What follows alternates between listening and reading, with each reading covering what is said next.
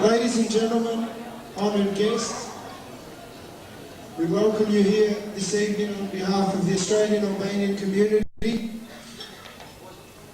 We are gathered here to celebrate with the arrival of our honourable guest from the United States, the Honourable Joseph J. DioGuardi, the 100th anniversary of the arrival of the first Albanian into Australia.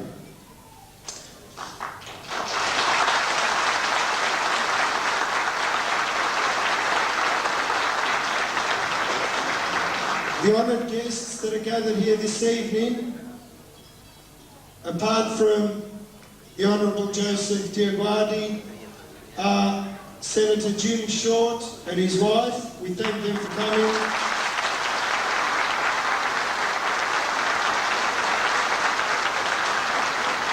Who's representing the Federal Liberal Party. And seated next to him is Mr. Harry Jenkins, representing the Federal Labor Party.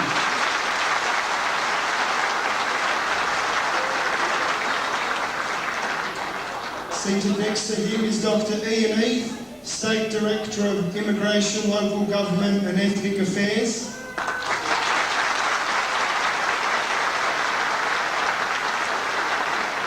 Seated next to him is Mr. Kevin Murray, philosopher at Melbourne University.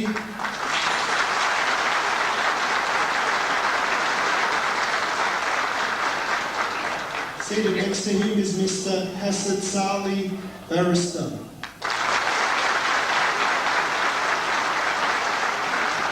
On my left, I have Mr. DioGuardi's daughter, Cara.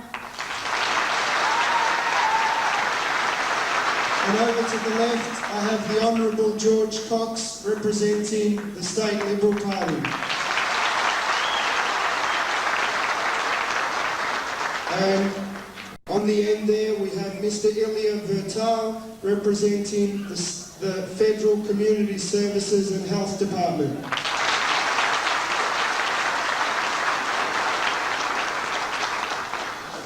Apart from the official guests, we also have many Albanians who have come from different parts of Australia and some from even outside of Australia. Seated on my right is Mr. Mazar Krasnici, representing the New Zealand Albanians.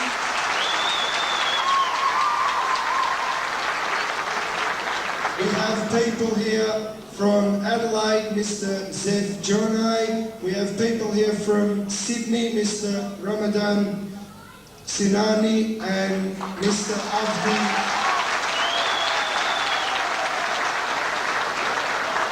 Elshani, and we have people here from Perth and Brisbane. As everyone can see, the Albanian community in Australia is alive and well, even though our biggest problem that we do have here is recognition of our numbers. We estimate that there are in excess of 20,000 Australians of Albanian origin, yet census figures say there are only 2,000. But the number of Albanians from Australia is surely grossly underrepresented, and this is because it doesn't include the majority Albanians here who are from the regions of Yugoslavia. The Albanians in Australia have now been here for more than 100 years, as it says in the Encyclopedia of Australian Peoples, and we have achieved a lot in this 100 years, starting from the first Albanian to arrive here in the 1880s, who was Mr. Noel Concha. Following Mr. Concha, we had the first group of Albanians, about 1,000 or so, who arrived in the 1920s. They arrived in the Cairns district, North Queensland. They arrived in Brisbane, and they arrived in Fremantle in Western Australia.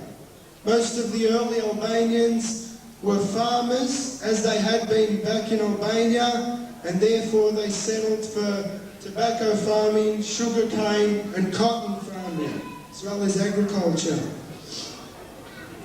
After that, during the 1930s, we had many Albanians who settled in Victoria in the district of Shepparton, and they all settled in mainly fruit farms as they had worked similarly with agriculture in Albania. After that, the main contingent of Albanians in Australia, who we estimate to be at 15 to 20,000, came from the various regions of Yugoslavia. This was in the period of the 1960s, 70s and 80s. Albanians in Australia have contributed significantly to Australian society. There are several Albanians in Australia who have distinguished themselves both here and overseas. Just to mention a couple, we have Professor Avni Sali, who's internationally recognised in the medical fraternity for his work. We have Mr. Alex Buzo, a resident of Sydney, who's one of the most famous Australian playwrights. Then, more importantly, or just as importantly, we have hundreds of Albanians who have not been prominent publicly, but contributed to building this great multicultural country of ours. Albanians are hard-working, sincere people who take pride in keeping their word. There are many Albanian guests here tonight who have businesses which employ thousands of Australian people. Just as an example, the reception centre here is owned by Albanians and they employ several hundred. These are the commendable traits of our community which sadly are not being recognised by our governments and associated administrations. As George Bush said recently last year, the Albanians are a proud and brave people whose rights must be protected. Therefore,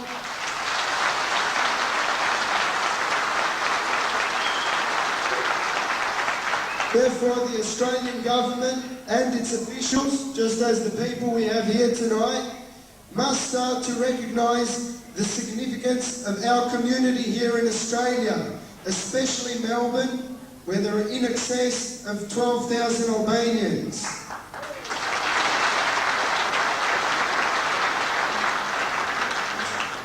But we're not going to rely only upon the government. Our community has to work together with the government to rectify this situation. It is not acceptable for our community to be given grants in the order of $500 or $1,000 when other ethnic groups from Europe and Yugoslavia are given in excess of $15,000. We currently do not have one community worker who is helping the Albanians here, yet there is a real need for members of our community to be serviced. Therefore, the Albanians here have to start to organise and establish the infrastructure required to meet the needs of our community. And I hope that the Albanian community in Australia will progress forward with the help and assistance from both governmental bodies and other organisations. In summarising, Albanians in Australia are alive and well, but our main problem is that we're yet to be recognised as a significant community in Australia, and we do deserve to be recognised as one. Thank you very much.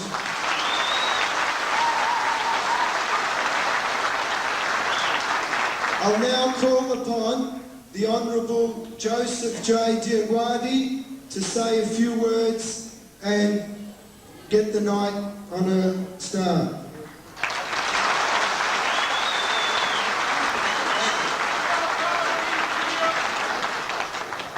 Faleminderit shumë.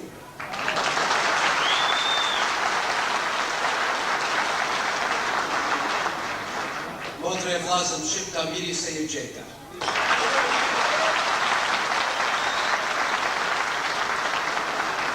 Unë jam e zue e të këna që jam shqiptar.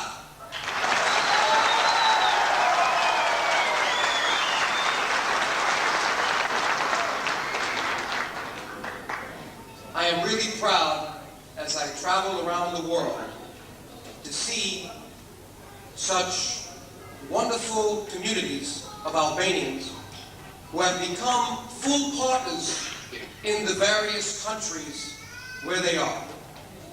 Australia is a great place, much like the United States of America, because it is allowing you to fulfill your potential as human beings with your families, to be who you want to be strong, but to be you, to be culturally Albanian, yet to be proud to be Australian, so that you create a stronger.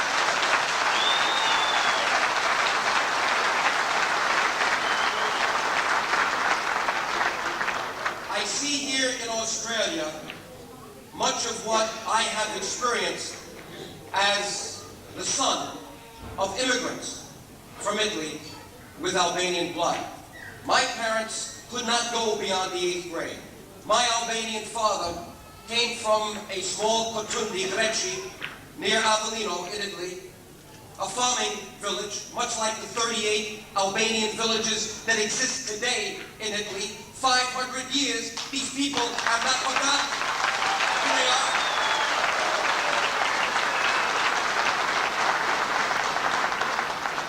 They came to America looking for opportunity because the Great Depression in 1929 obviously affected Italy as well. And my father came here, or in America, looking for a job at the age of 15.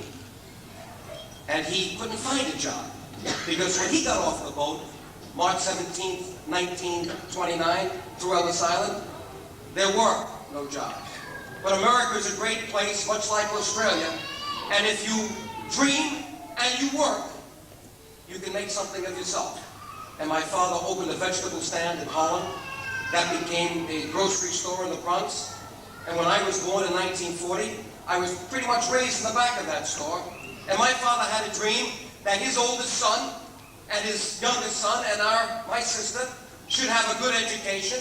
And they worked day and night, but they just didn't give it to us. My father was a good Albanian. He said, if you are a partner with me in the family and you work with me in the morning, and many times I had to get up at 4:30 in the morning with him to go down to the farmer's market, and my friends in high school and college didn't know that I had to put overalls on top of my outfit because I didn't want them to know. At that point, I thought it might have been something they didn't appreciate, but you know something? I now look back and I appreciate my upbringing as an Albanian because I have values.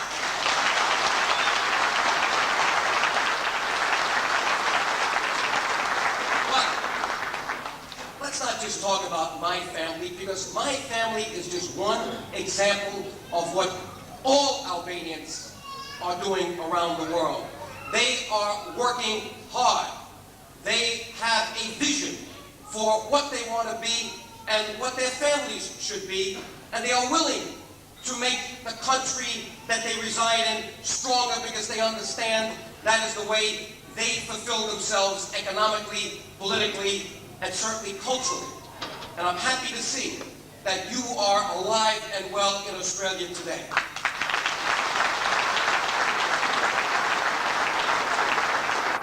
let me tell you about the rest of our nation. Because believe it or not, we are a nation of 14 million people. And the only way I can describe it to you and to our friends, our political friends here in Australia, is that the Albanian nation is a dispersed nation. We have a diaspora, just like the Jews. We are not all in Albania anymore, but neither are the Jews in Israel. There are about 3.5 million or 4 million Jews in Israel. We have 3.2 million Albanians in Albania. But we have another 3.5 million in Yugoslavia, of which 2 million reside in one province, Kosovo, where they represent 93% of the population in that one province.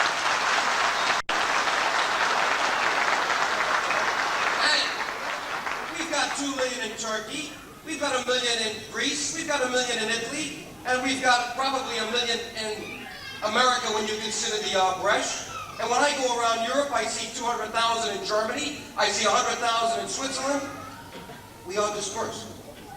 And when you're dispersed as we are, you can be easily victimized by the majorities in all those countries. But thank God this is a new age, And we do have the United Nations with Universal Declaration of Human Rights, and we do have Helsinki and Amnesty International and the European Parliament and the European Commission and the United States Congress and the Australian Parliament, because I know you did have a resolution here, because you are watchdogs to be sure that those majorities treat those ethnic minorities as partners with them in those countries. And that's important.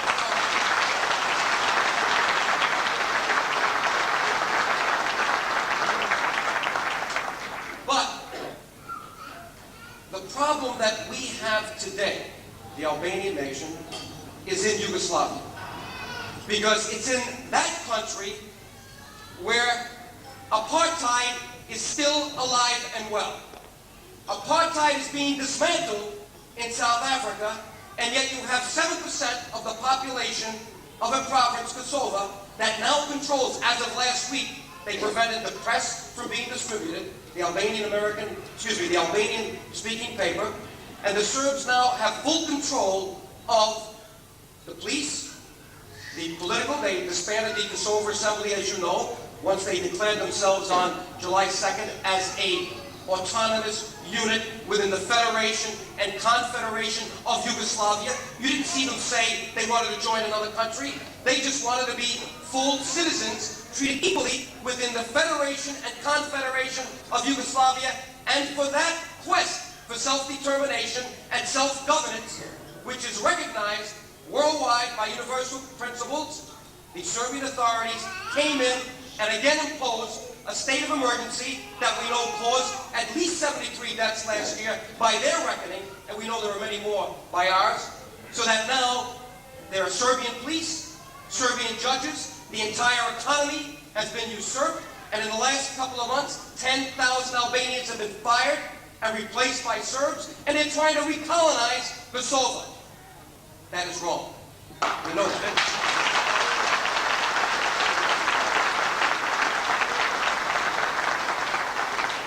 I just came back from Houston, where they had the economic summit.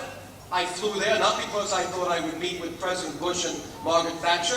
They were well off in Rice University, but I knew there were 4,000 press there. And I had to make them aware of the fact that apartheid is alive and well in Europe, a place called Kosovo, in the Serbian province of Yugoslavia, and that Yugoslavia was a bad investment. That no one should consider aid to Yugoslavia and Serbia until they treat all their citizens equally.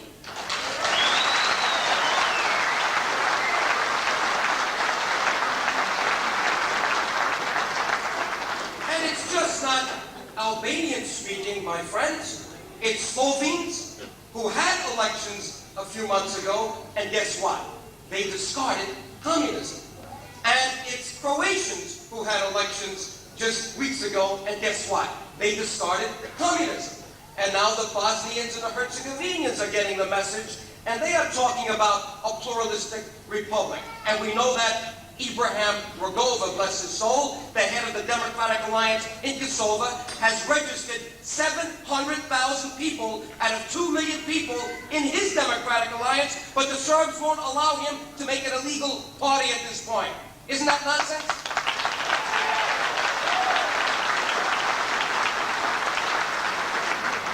So, who is the odd man out? Serbia. As communism is being dismantled around the world, certainly in Eastern Europe, no one needs to be reminded, but let me reiterate what has happened just in the last year.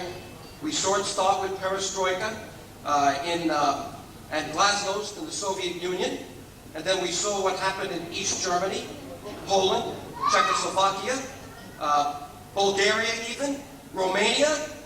Look what's happening.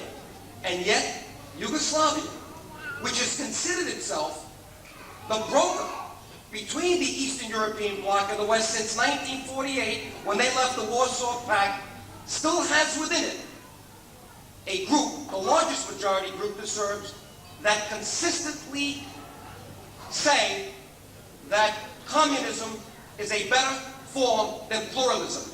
In fact, the collective presidency of Yugoslavia that rotates, coincidentally, rotated this year to a Serb, Mr. Jovic. And did you see what he had the nerve to say with his inaugural address?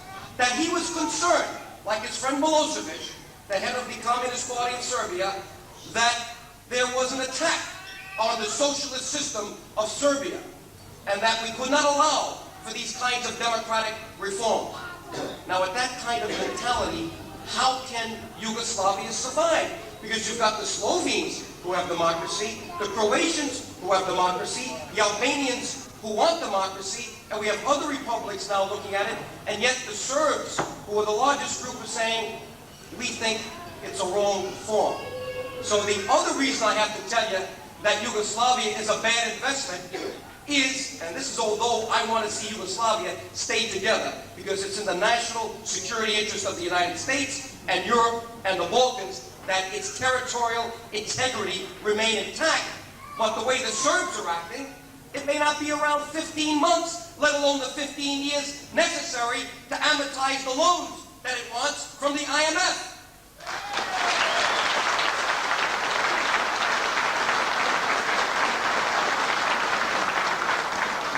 As I said,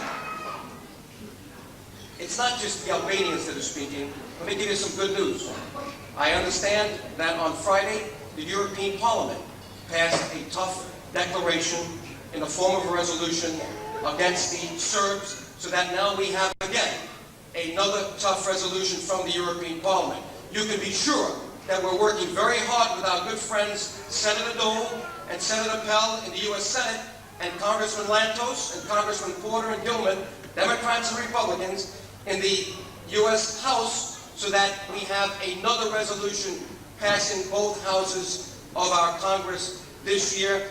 And we're not going to stop. 3 weeks ago, I went to Helsinki, in Copenhagen, where the Helsinki Commission was meeting, in order to present our case. And I was very happy to see that our ambassador, Max Kampelman, mentioned Kosovo before he mentioned Lithuania. So finally, our own State Department is beginning to get the message. And I will, while I'm here,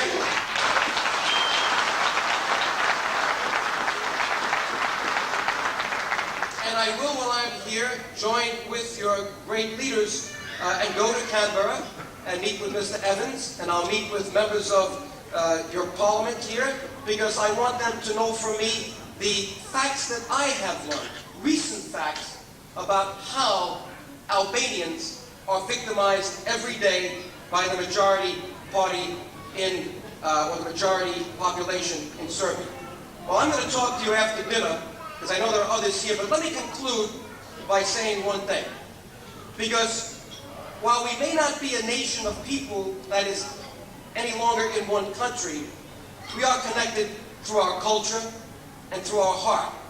And not to go into the history of the Albanian people, but please remember, the Albanians are the remnants of the great Illyrian Empire. They speak a language that's 6,000 years old. It is totally different from the Serbian language. The Serbs use a Cyrillic alphabet, they use a Latin alphabet. The Serbs are Slavs, the Albanians are Indo-European. Their culture is totally different. Most of the Serbs are Christian. Right now, most of the Albanians are Muslim, although religion is not an issue, as they would have you think. So this is a totally different group that just wants to be recognized as an independent, identifiable culture within Yugoslavia. And by the way, that's what the Yugoslav Constitution says, that all of its people should be equal. But guess what? Although the Albanians are the third largest population of Yugoslavia, they don't have an independent unit called a republic, but yet the Montenegrins, who have only 600,000 people, not 2 million like in Kosovo, or 3.5 around the country, they have an independent republic. And the Macedonians, which have less, have an independent republic. So why shouldn't the Albanians aspire to some form of autonomy and self-governance? It makes sense, doesn't it?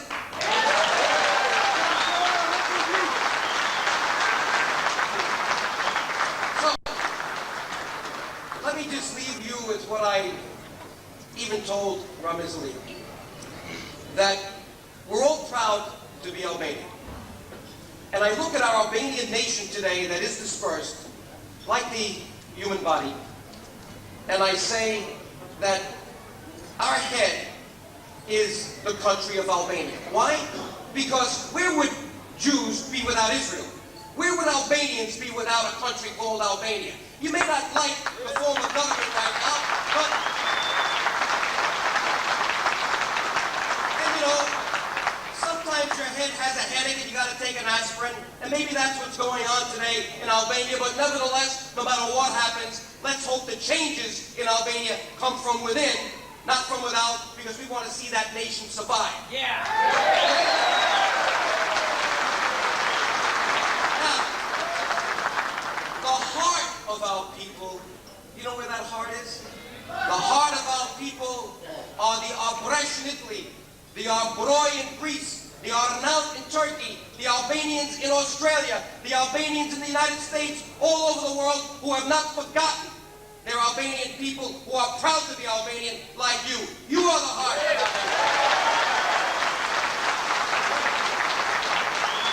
But I saved the best to last.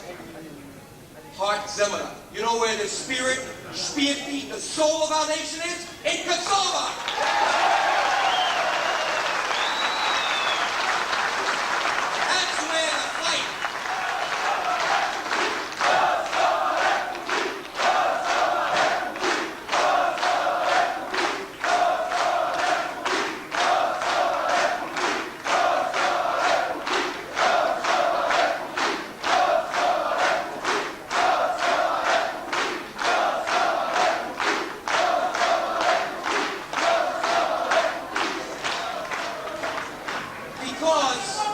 Because,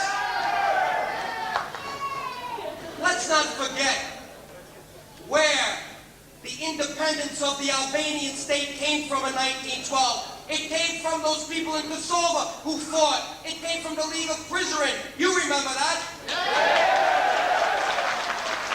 And that's why, when I decided to visit Ramiz Alia in Albania, I said if I'm going to go to Albania, I have to drive from Pristina, through Jakova, through Prizren, across that border. No one has gone in 51 years with Congressman Lantos, because I wanted the Kosovars to know, well, I want to see Albania improve. We cannot forget Kosovo, because that's where our fight for independence has been from the beginning.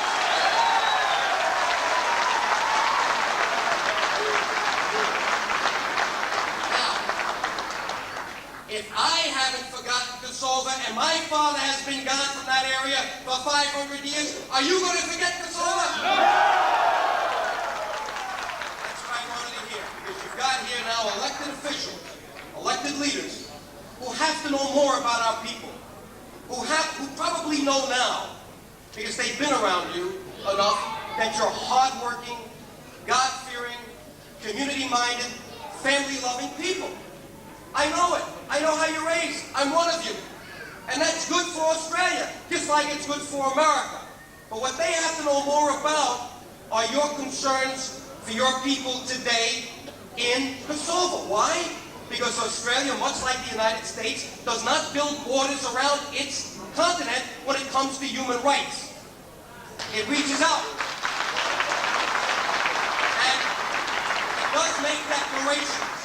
And if, in fact, it is participating in any aid package, which I have no knowledge of, but if it's thinking about it, I urge you, my good friends, to think twice and tie that aid package into human rights as we did in South Africa. It was only when we imposed those sanctions on the government of South Africa that we began to see the change in apartheid, and now we see Nelson Mandela released.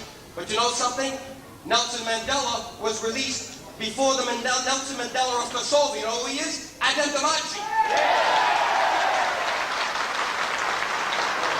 And we know that pressure works. So keep up the good work. And let me just say a few words in Albanian. You know, the Bishop Fanoli said it well when he ended that great poem. He said, Mojnan Moski Frika, seket Jemet ne Amarik. I say to you, Moski Frika, seket Vlazem ne Amarik.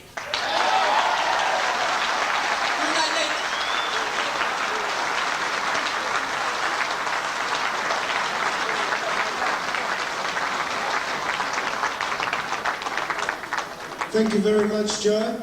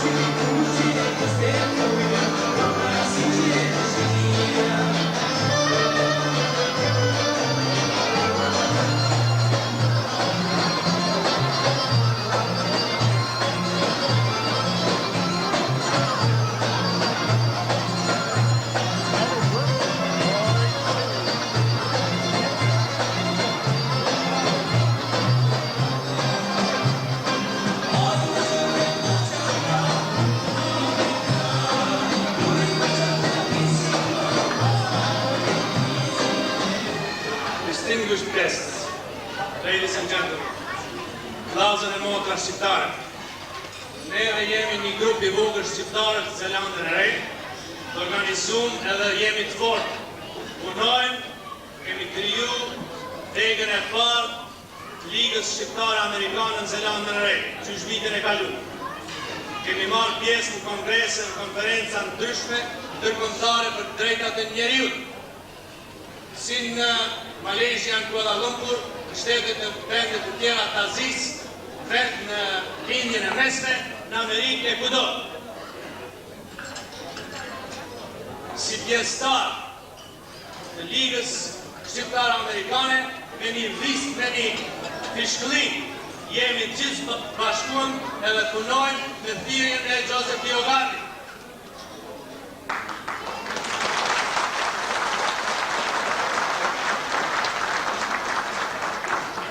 Lidhja shqiptare amerikane ka treguar për 40 vjet të fundit. Ne kemi pasur se partitë politike jo mundu për të mirën e popullit shqiptar, por ne kemi pas njeri trokasit dy ndërkombëtare e dy hapën për të mirën e popullit tonë trablu. DioGuardi me Ligën Shqiptare Amerikane është I bë këto punë.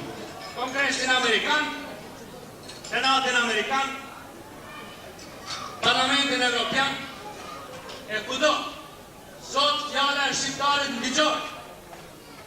Neve jemi temën të lumtur. Falenderojmë Zotin e DioGuardin për shpëtimin e kombit tonë.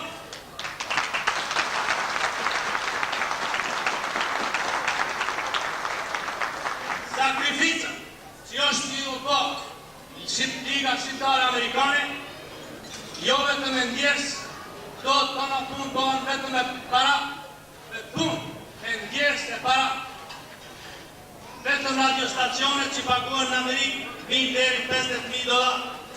Post takimeve, bisedimeve e lobit që është një bon për botën.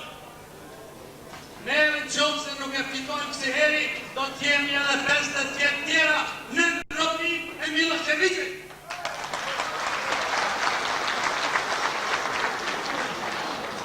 Shumë herë, shqiptarë shkojshin e dishin e për Kosovë, Macedoninë, Valzi, mos na prekni se jemi ty e pa familjet tona, kemi ndërtu një shtëpi të mirë atje e do shkojmë ta kalojmë mirë. Miloševićet nuk pyesin për shqiptar, qoftë nga Malizi, qoftë nga Macedonia, qoftë nga Kosova.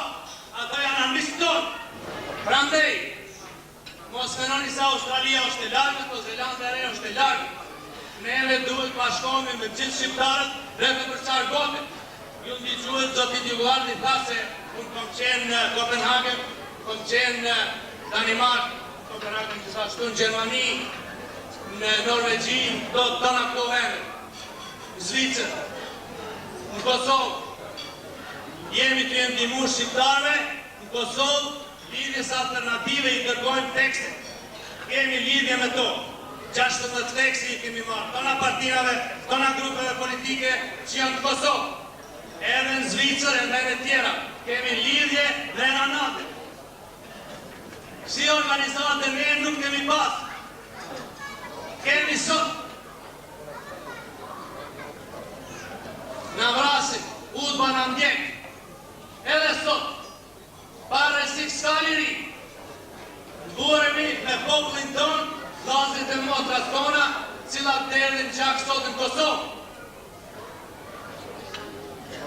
E na njeh bota, se dojmë liri, dojmë barazi, dojmë republik, njësoj si Sërb, si Kroat, si Sloven.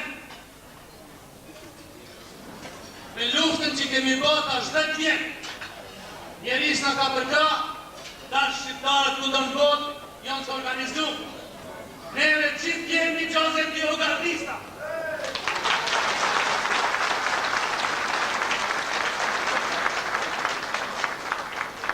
Era e madhe, e cila vjen prej Uraleve deri në Adriatik, s'ka problem në skampët e Miloševićit, pa ju dritë. Ladies and gentlemen, I would like to say a few words in English.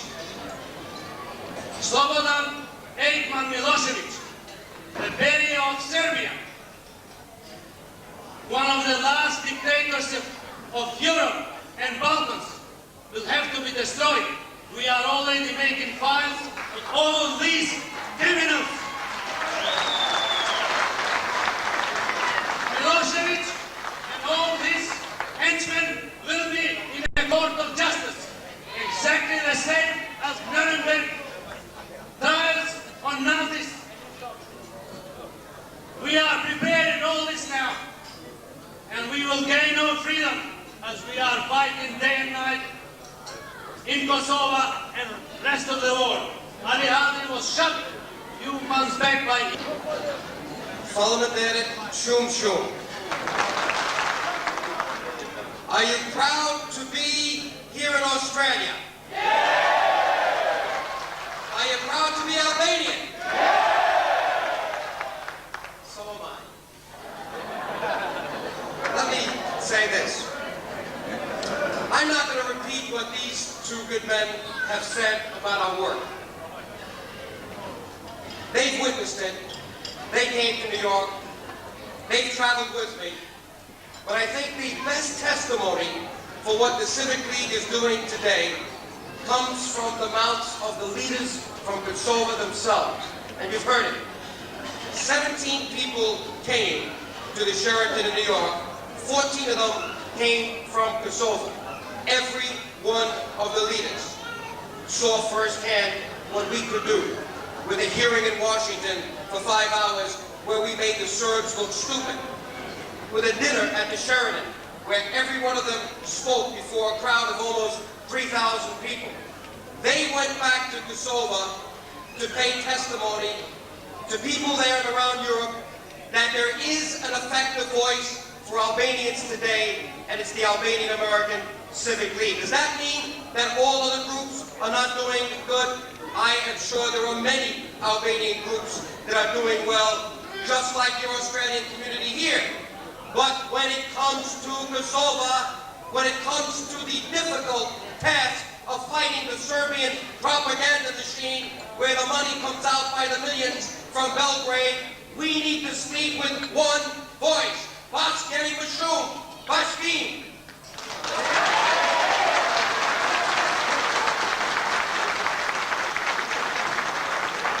Bashkim Ben Fuchir.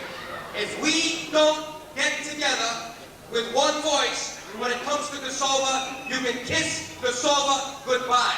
That's how difficult it is right now. 3 years ago, or 4 years ago, when I started this in Congress, very few people in the United States Congress knew what Kosovo was, where Kosovo was. Even today, they are still confused about Albanians because they hear about Albania, they hear about Kosovo.